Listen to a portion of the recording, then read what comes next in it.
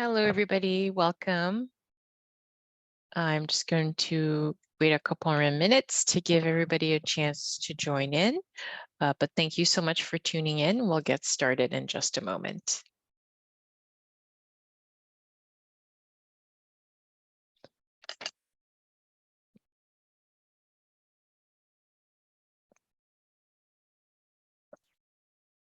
Hello, welcome. We'll give it another minute before we get started. In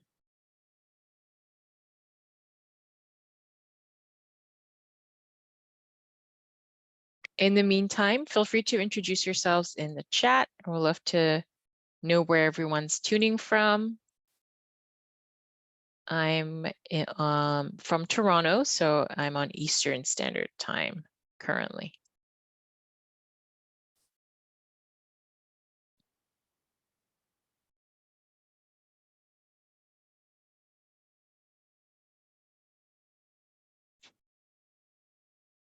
From New Jersey, awesome. Thank you, Stephanie. Welcome.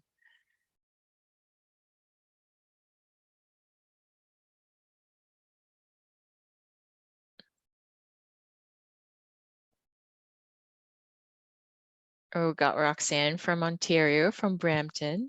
Hi, Roxanne.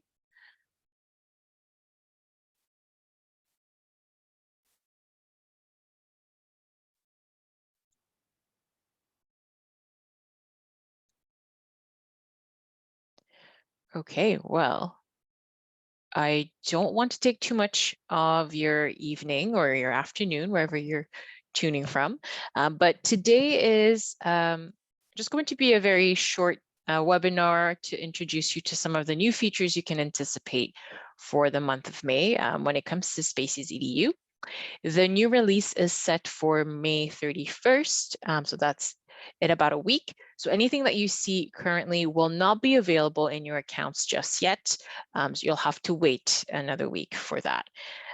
But this is a brand new series we're starting because we thought it would be a great idea to showcase the new features before they go live. That way you know what to anticipate and get excited about the enhancements and the new features within your teacher accounts. Right, but before we get started, I did want to introduce myself. I am Tatiana. I'm the Education Training and Engagement Specialist at the SpacesEDU team here. I come from higher education. I used to work for York University in academic advising. I've done a bit of a career change here, and I now work with teachers, which is kind of nice. And I get to learn from fellow educators, and I train them how to use our platform just based on their teaching needs, objectives, and practices as well. So we may have already interacted in some capacity if your school is licensed with us or your district. So you may see my face quite often moving forward. But essentially, if you have any questions when it comes to using the product, how to navigate your teacher account, things of that nature, I'm your girl. So let me know if you have any questions today. So for the agenda, we have just a few items here. I won't keep you for long, but we'll be recapping the March release, so what already came out that you may not already be aware of. And then we'll go into an overview of the May release, and I've kind of divided it here for SpacesEDU free users versus SpacesEDU Pro users, which are licensed boards and districts. And of course, we'll have time for Q&A at the very end. But since we are a small group, feel free to interrupt at any point throughout the presentation today, and I'll be happy to answer any of your questions. Let's start with just a little recap here of what we've already launched in the month of March. These releases are on a quarterly basis. So the last time was in March, as you can see here. And what we launched at the time is modifications made to our posts. So now when you create posts within your teacher account, you have two options. So you have the option of doing shared posts, which is one single post shared amongst the students that you select from your class, versus template posts, which is the best way to allow you to individualize assessments after you've posted the content. You'll be able to make edits to the individual's post after the fact, and include any additional media. You can include a curriculum tag, so tag it to a learning objective, and assign even proficiency levels as well without affecting the post or modifying the post for all the students that were involved. So it's kind of nice now that you have that option to individualize that aspect. And we also launched rich text formatting, which is something I'm really excited about because now we can format any posts that you make. The activity instructions can also be formatted. That's something you should definitely be leveraging if you haven't already seen that change in your account yet. And then the last two things here, for boards who are doing a learning management system sync or syncing from their student information systems already, they have the ability to roster in the family members into SpacesEDU. So instead of manually inviting families, they can do that directly from their systems.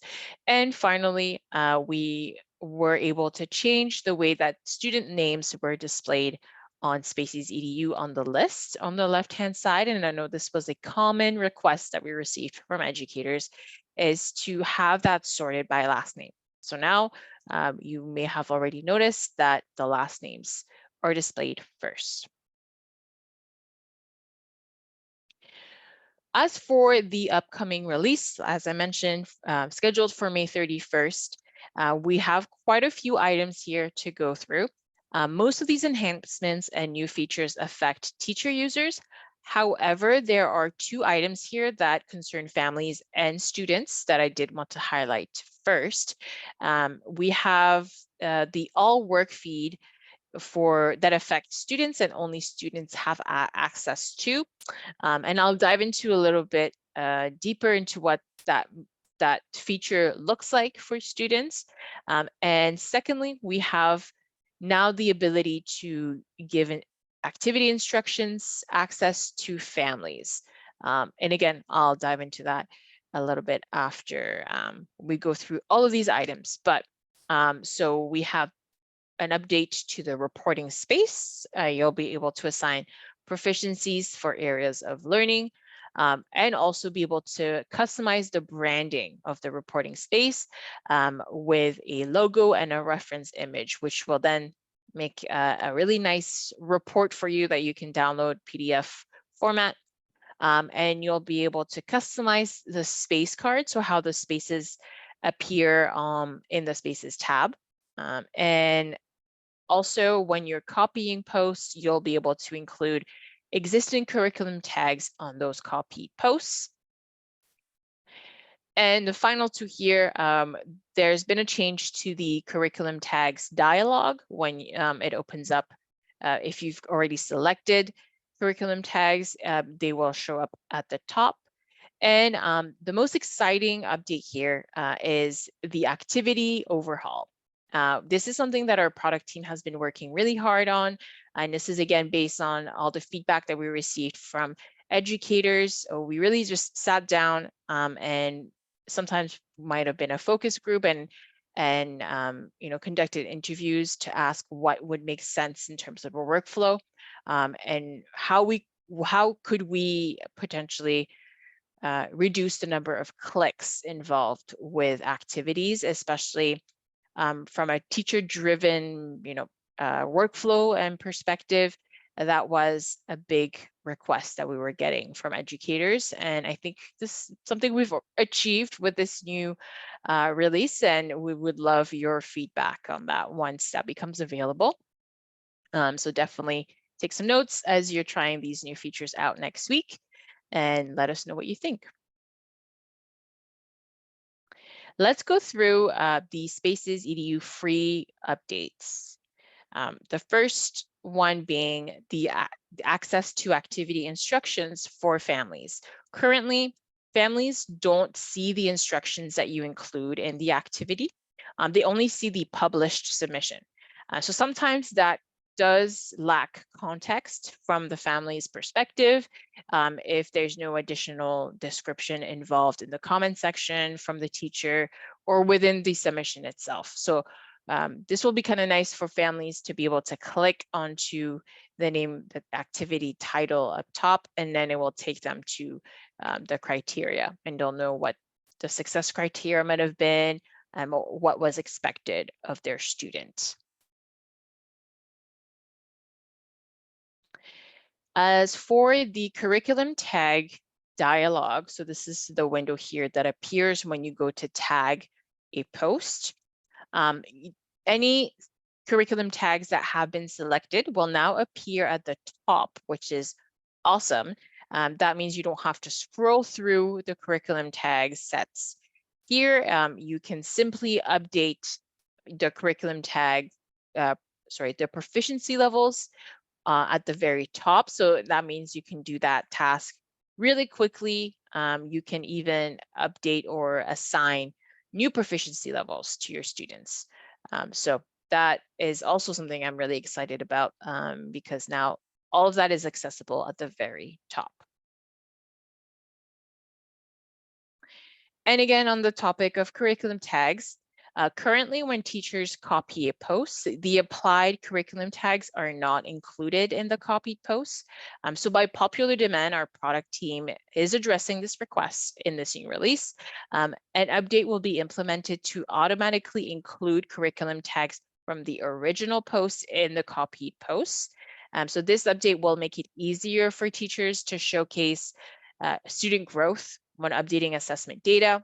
By copying posts and updating proficiencies, you can still demonstrate the progress your students have made. And additionally, you can enhance the copied post by providing additional context in the post description. You could, add any details that you want to take your assessment practice one step further.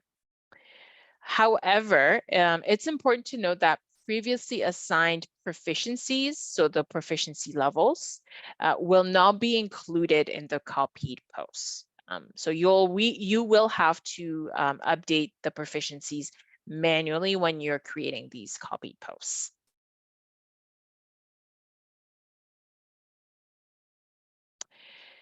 And so for the space cards now, this is under the Spaces tab. Your space cards will now give you the option to include an image. So you can customize them and it will be displayed on the top right-hand corner here. And this is intended to help younger students navigate SpacesEDU.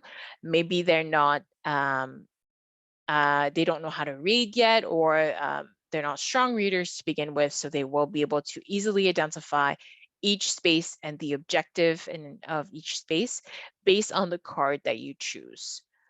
So as you can see here, you will have the ability to upload an image, and this is how it will appear on your Spaces tab.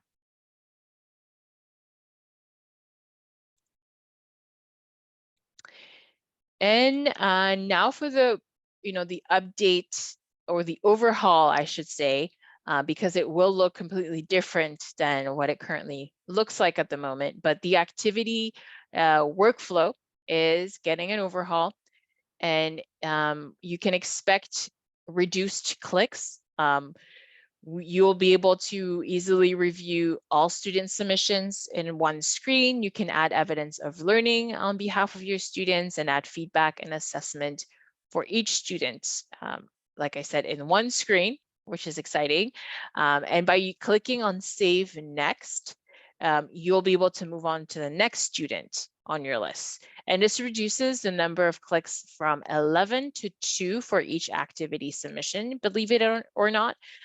Previously, you had to confirm a lot of actions before moving on to the next student. So now we have been able to streamline that process for you. Now, the activity quick review is an optional feature that you can enable. I know some of us are creature of habit. and we like the way things are. So we can understand if you may prefer the original setup, but I have a feeling you might like this better simply because of the number of reduced clicks. So you may ask yourselves, why should I try it? Well, there are multiple reasons. Because you no longer have to click start activity to submit on a student's behalf, again, reducing the number of clicks. And in this new quick review screen, you can do a bunch of things at the same time. You can apply a proficiency, you can give feedback, and without even having to upload anything or submit something. Currently, you're not able to assign proficiencies until something has been submitted.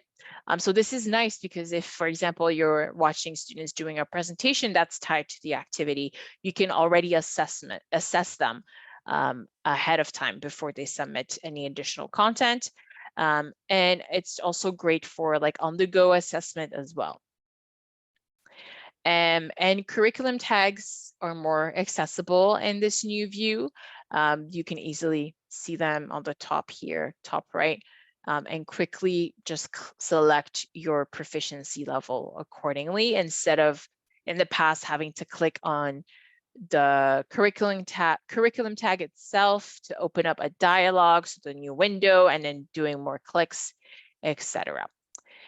And you can go through your students really quickly as well by switching between students through the arrows here. So once you click on the arrows, it just goes from one student to the next. Again, avoiding the going back into the main window and selecting each individual student, which entails more clicks for that original process. You can save changes as well without confirming anything, without having to go through confirmation screens, as I mentioned. So no more of those pop-ups coming up and having to confirm that you'd like to make or save changes. And overall, I think give it a shot, see how you like it, because we do want to get feedback and recommendations from you, since this is the first iteration of the activity overhaul.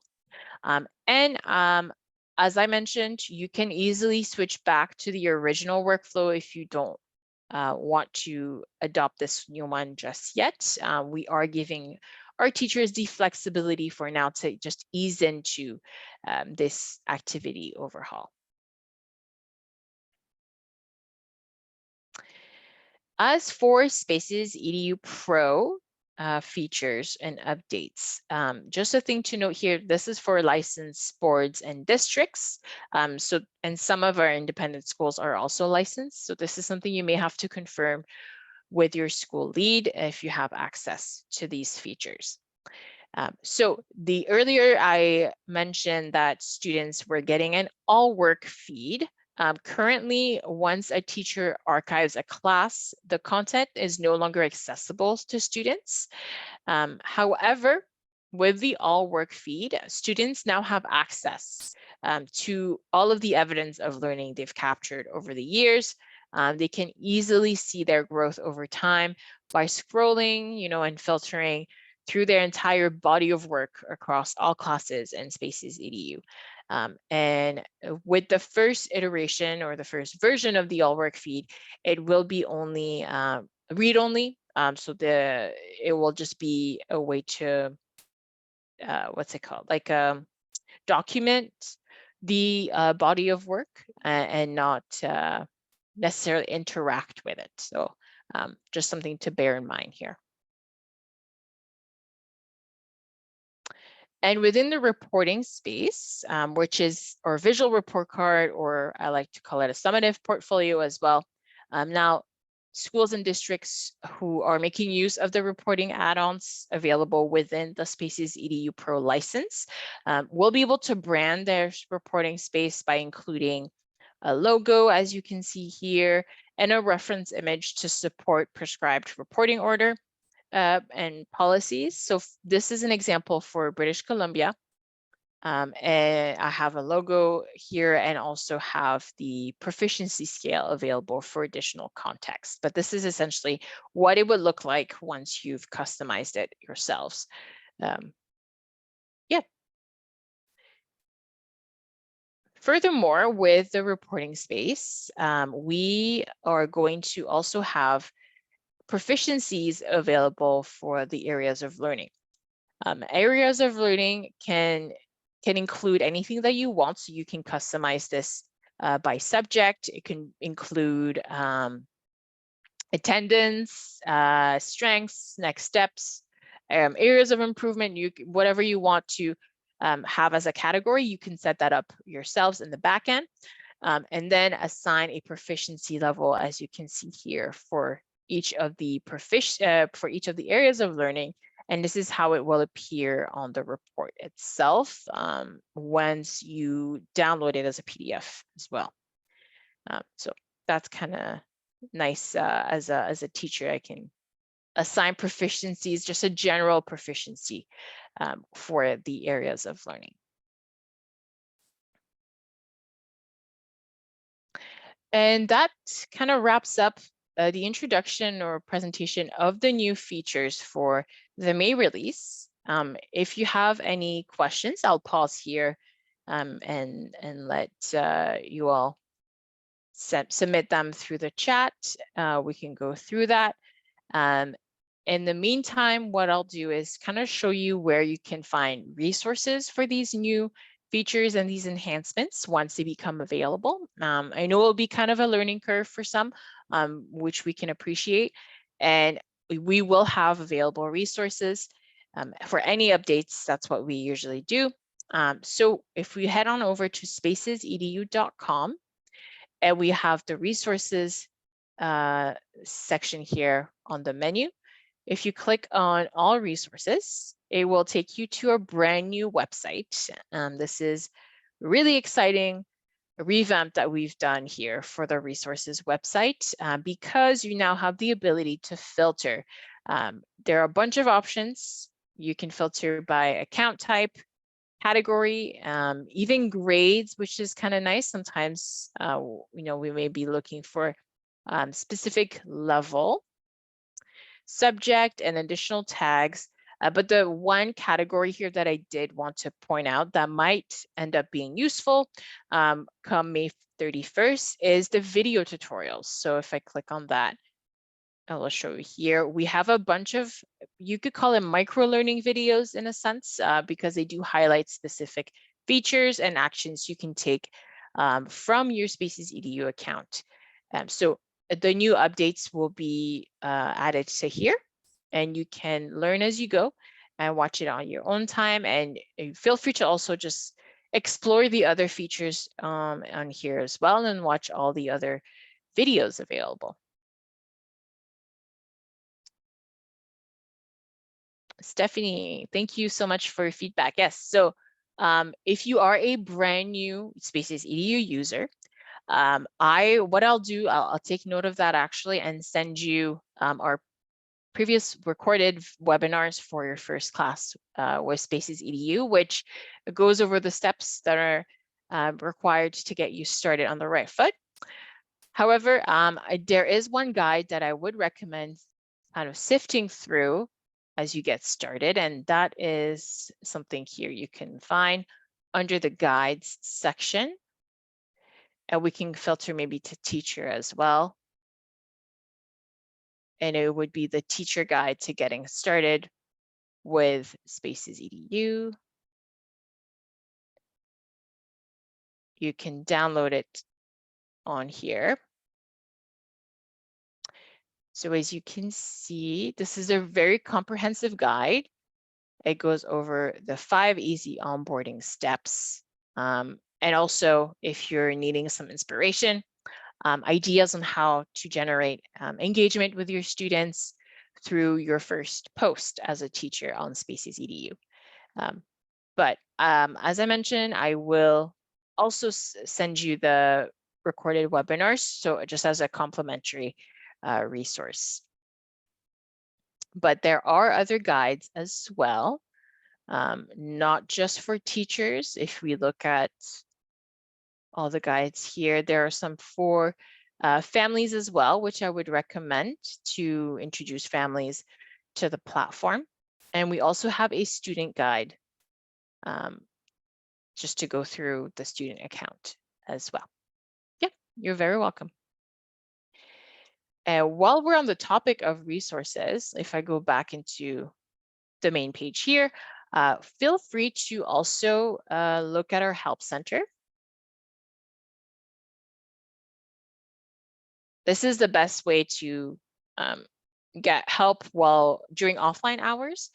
So it's kind of a self-service approach here. So if you have specific questions about, let's say, one feature in particular, if we go and type in curriculum tags, it will here give us results related to that topic, and then you can click on the article and it goes through all the information that you need, the steps required to get started with that specific feature, so on and so forth.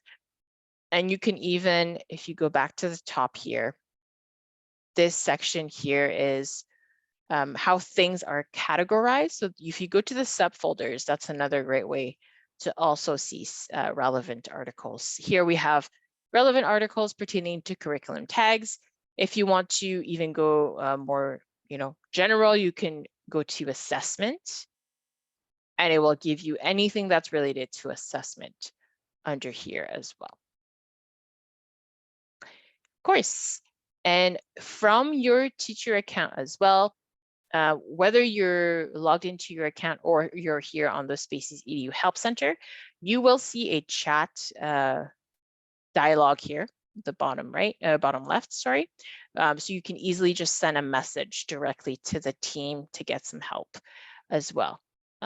Otherwise, you can email them through hello@spacesedu.com. So all of this information I will make sure to include in my follow-up email. Yeah, feel free to contact them anytime you have technical questions.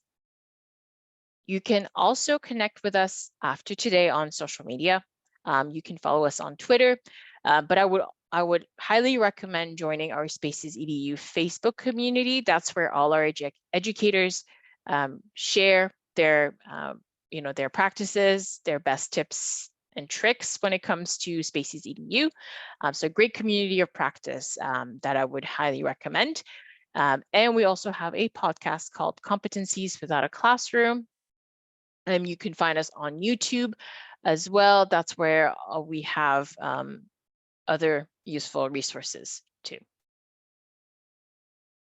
Well, thank you so much for joining me today, and you're very welcome, Stephanie. Appreciate you coming in, and it might have been a long day for everybody, but I do want to thank you for joining me today for the webinar and finding out more about the new features that are coming your way. As I mentioned, this is something that we are introducing for the first time, and we'll be doing this every quarter when we have a new release. So feel free to sign up for the next one in August. And would also love to hear your feedback about what you thought about today's presentation, about the webinar. I'll be including the link to the survey in the follow-up email. But any response that we get will be entered into a draw to win a $25 gift card. So I definitely recommend that you give us your feedback. Even if you have any product feedback, that would be another great avenue to submit that as well. Well, other than that, that's all for me today. Thank you again so much for coming, and I hope you have a fantastic evening. Take care. Bye.